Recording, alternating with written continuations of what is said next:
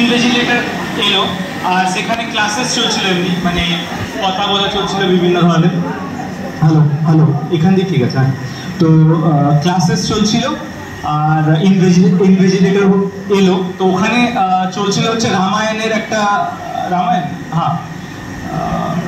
রামায়ণের একটা চলছিল কি বলা হচ্ছিল কি শিবের তীরটা ভাঙা হচ্ছে, মানে হু ব্রোকেন দ্য মানে শিবা যে এটা আছে ভাঙা হচ্ছে। আমি একটু মাঝে মাঝে বাংলা বলে ইংলিশ বলে নেবো, বিকজ আমি সাউথ ইন্ডিয়ান স্কুলে পড়েছি, তো বাংলা খুব একটা ভালো না আমার। ওকে, সো তো এমনি হচ্ছিল কি কে শিবার তীরটা ভাঙছে, এটা নিয়ে স্টোরি চলছিল। তো সবাই বাচ্চারা মাথা হিলিয়ে গিয়ে বলছিল রাম শিবের তীরটা ভাঙলো, রাম শিবের তীরটা ভাঙলো, সবাই বলছিল। তো ইনভিজিলেটর এলো, এসে জিজ্ঞাসা করলো সবাইকে যে রামের মানে শিবের তীরটা কে ভাঙলো। তো আনসারটা এলো, মানে লাস্ট বাচ্চাটা যেটা বসেছিল সে বলল, স্যার আজকে তো আমি কিছু ভাঙিনি, আমার পাশের ছেলেটা ভেঙেছে, আমি জানি ওই ভেঙেছে। ওকে, তারপরে সে তো রেগে গেল যে ইনভিজিলেটর ছিল। তো এবারে ইনভিজিলেটর টিচারকে জিজ্ঞাসা করলো যে তুমি বলো শিবের তীর কে ভেঙেছিল।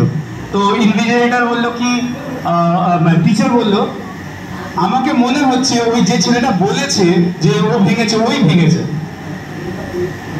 সে আরো রেগে গেল, রেগে এবার প্রিন্সিপালের রুমে গেল, প্রিন্সিপালকে গিয়ে বললো কি দেখুন স্যার আমি মানে ক্লাস চলছিল ওখানে এমনি, তা আমি বললাম কি শিবের তীর কে ভেঙেছে। তো টিচার ওকে বলছে, ওকে দোষ দিচ্ছে, মানে এটা কি কোনো বুদ্ধি নেই। তো প্রিন্সিপাল স্যার বললো একটা কাজ করো, আমি কিছু টাকা কলেজ ফান্ড থেকে দিয়ে দিচ্ছি, ঠিক আছে, আর শিবকে নতুন তীর আমরা কিনে দেবো।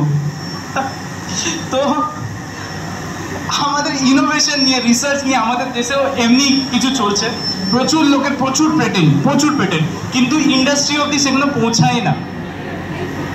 আমরা আমাদের ফেজে কাজ করে যাচ্ছি, যারা যারা টিচার্স আছে তারা নিজেদের ফেজে কাজ করে যাচ্ছে, নিজেদের মতন করছে, সবাই সবার আলাদা আলাদা মতো কাজ করছে। তো একটা মানে হজবত মানে ব্যাপার হচ্ছে। আমাদেরকে বলা হয় না যে আমরা পিছিয়ে টেকনোলজিক্যালি, আমরা কিছু পিছিয়ে নাই।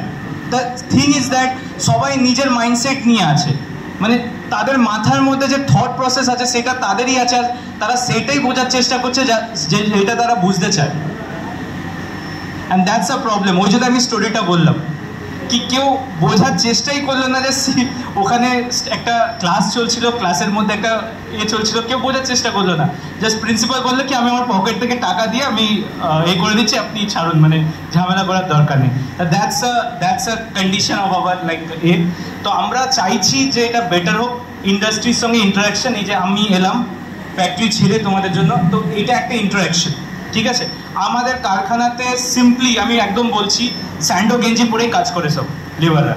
ওয়েল্ডিং রুমও আছে আমাদের, কি বলবো, আমাদের মিলিং রুম আছে, আমাদের সিএনসি রুম আছে, আর যেমন করে একটা নর্মাল কারখানাতে কাজ হয় সেইভাবেই কাজ হয়।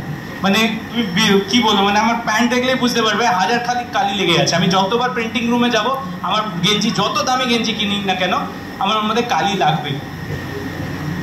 ওকে, দ্যাটস দ্য থিং। মানে লাস্ট ইয়ার আমার ওয়াইফ আমাকে একটা পিটার ইংল্যান্ড দিয়ে গেঞ্জি কিনে দিয়েছে, পরের দিন ওটা কালার লেগে গেছে।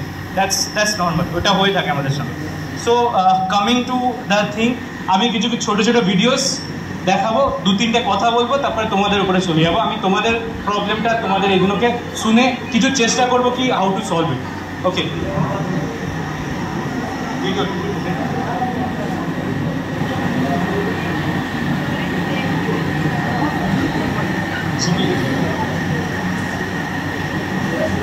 GBN এর ভিডিও আছে।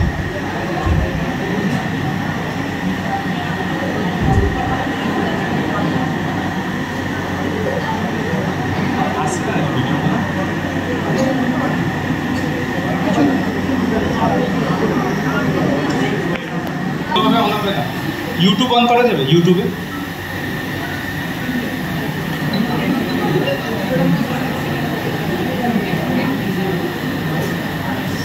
ওকে, ভিডিওতে আমাদের একটা ছোটো স্টোরি ছিল।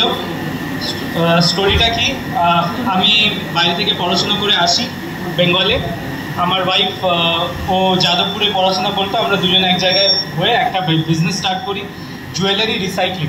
মানে তোমরা যে ইমিটেশন জুয়েলারি পরো, কানে যেগুলো পরো, সেগুলো জামাক মাজাক বলে একটা ডেঞ্জারাস ম্যাটেরিয়াল দিয়ে বানানো হয়, যেটা 1 গ্রাম 700 লিটার জলকে পলিউট করতে পারে। ওকে, আমরা সেইগুলোকে কালেক্ট করে রিসাইক্লিং করতাম, নতুন জুয়েলারিতে বানাতাম। আর সেই জুয়েলারিগুলো যেগুলো মার্কেটে 50 টাকায় বিক্রি হতো, সেগুলোকে 5 টাকা 10 টাকায় বিক্রি করতাম। ওকে, আমি 2015-তে বিজনেস স্টার্ট করেছি 2500 টাকা দিয়ে। নেক্সট ইয়ারে আমরা 1071% গ্রোথ করে সেই 2500 টাকাটা 3.5 লাখে গিয়ে কনভার্ট হয়ে গেছিল 1 বছরে। ওকে, তারপরে বছর সেটাই কনভার্ট হয় 11 লাখ, এখন কোটিতে টাচ করেছে। ওকে, আর এখন আমাদের কাছে টোটাল 32 জন কাজ করে। আর আমাদের নিজস্ব স্টিচিং ইউনিট আছে একটা, যেখানে সেলাইয়ের কাজ হয়। প্রিন্টিং ইউনিট আছে, যেখানে গেঞ্জি জামা কাপড় এইসব প্রিন্টিং বা যে কোনো মেটালস প্রিন্টিং।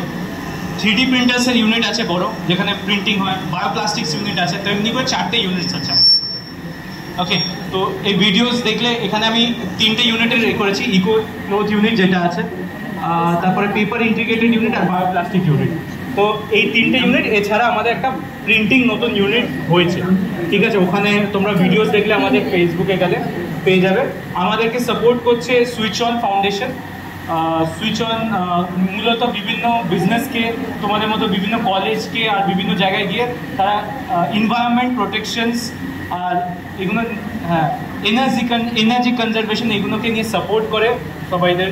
আর নতুন নতুন ইনোভেটিভ কাজ করার জন্য তোমাদেরকে হেল্প করে। তোমাদের যদি নতুন কোনো ইনোভেটিভ কিছু করতে